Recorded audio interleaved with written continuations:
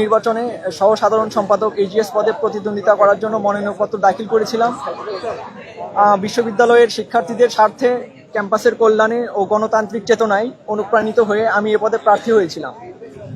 তবে সাম্প্রতিক সময়ে আমি গভীরভাবে পর্যালোচনা করেছি, রাকসু আমাদের বিশ্ববিদ্যালয়ের গণতান্ত্রিক চর্চার প্রাণকেন্দ্র, যেখানে সকল শ্রেণী পেশা ও লিঙ্গের সমান অংশগ্রহণ নিশ্চিত হওয়া উচিত।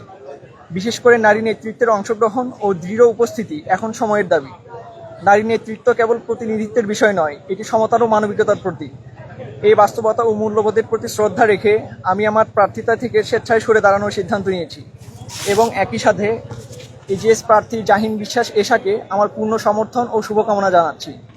আমি ব্যক্তিগতভাবে বিশ্বাস করি, জাহিন বিশ্বাস এশা একজন যোগ্য, উদ্যমী ও দায়িত্বশীল শিক্ষার্থী নেত্রী, যিনি নির্বাচিত হলে শিক্ষার্থীদের অধিকার আদায়ে বলিষ্ঠ ভূমিকা রাখবেন এবং রাকসুতে নারী নেতৃত্বের নতুন দিগন্ত উন্মোচন করবেন। আমি ভবিষ্যতেও রাজশাহী বিশ্ববিদ্যালয়ের শিক্ষার্থীদের কল্যাণে, ঐক্য ও প্রগতির পথে কাজ করে যাব। তবে এবার আমি চাই নারী নেতৃত্বে এগিয়ে আসুক, নারী নেতৃত্ব দিক এবং অনুপ্রেরণা দিক। রাকসু হোক সমতার, মানবিকতার ও শিক্ষার্থীর মুক্ত কণ্ঠের মঞ্চ। এই বিশ্বাস নিয়েই আজ আমার প্রার্থিতা আনুষ্ঠানিকভাবে প্রত্যাহার করছি। ধন্যবাদ সবাইকে।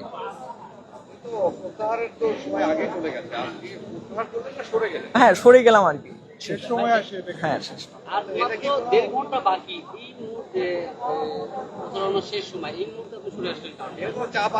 না না, কোনো চাপ না। আমি এটা আমার একান্ত ব্যক্তিগত সিদ্ধান্ত। না না, এইখানে বিষয়গুলো ক্লিয়ার করে বল। হ্যাঁ, অবশ্যই অবশ্যই।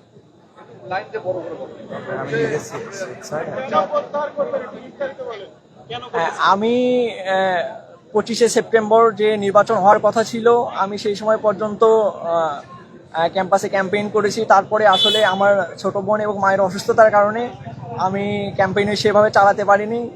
শেষ সময় এসে আমি ব্যক্তিগতভাবে সিদ্ধান্তটা নেয় যে আসলে হ্যাঁ, এশাকে আমার যোগ্য মনে হয়েছে। ঠিক আছে, আমরা একই সেশনের। আমি চাই নারী নেতৃত্বে এগিয়ে আসুক।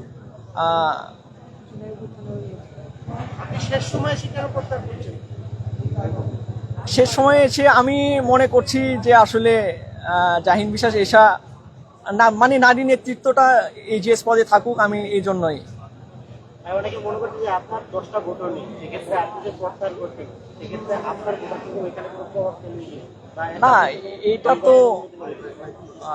এটা তো ভাবা যৌক্তিক না যে আমার 10টা ভোটও নাই। আমার অবশ্যই ক্যাম্পাসে আমার সিনিয়র আছে, আমার জুনিয়র আছে, আমার ব্যাচমেট আছে, আমার শুভাকাঙ্ক্ষী আছে, অবশ্যই আমার ভোট ছিল।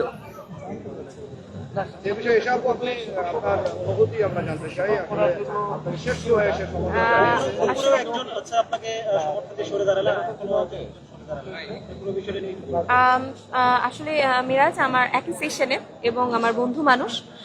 আসলে ও যেটা বললো যে 25 তারিখের পরও ঠিক সেভাবে ক্যাম্পেইনটা চালিয়ে যেতে পারেনি। ওর মা অসুস্থ এবং সেই মাকে অসুস্থ অবস্থায় ফেলে রেখে সে এসে যে আমাকে পুরো সমর্থন জানিয়েছে, এই জন্য আমি ওকে অবশ্যই ধন্যবাদ জানাই এবং আন্টির সুস্থতা কামনা করি। এবং ওর মনে হয়েছে যে আসলে আমরা একতাবদ্ধভাবে কাজগুলো করতে চাই। ওর যে ইশতেহারগুলো রয়েছে, আমরা আসলে শিক্ষার্থীদের কিন্তু আমাদের সমান চাহিদা যে আমরা এই সমস্যাগুলোর সমাধান চাই এবং সকলে মিলে যদি সেই কাজগুলোর দিকে অগ্রসর হতে পারি, আমার মনে হয় সেটাই আমাদের শিক্ষার্থীদের স্বার্থ রক্ষায় সবচেয়ে অগ্রণী ভূমিকা পালন করবে।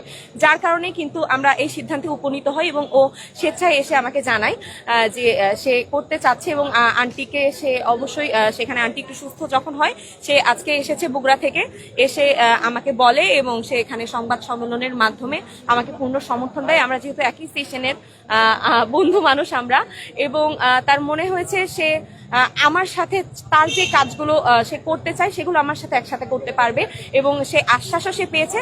যার কারণে কিন্তু আমরা সকলে মিলে একসাথে শিক্ষার্থীদের সাথে কাজ করার জন্য সে তার যে ইয়ে ছিল প্রার্থিতা, সেটা থেকে সে সরে দাঁড়িয়ে আমাকে সমর্থন জানিয়েছে এবং তাকে আমি অবশ্যই এই কারণে অনেক অনেক ধন্যবাদ জানাই।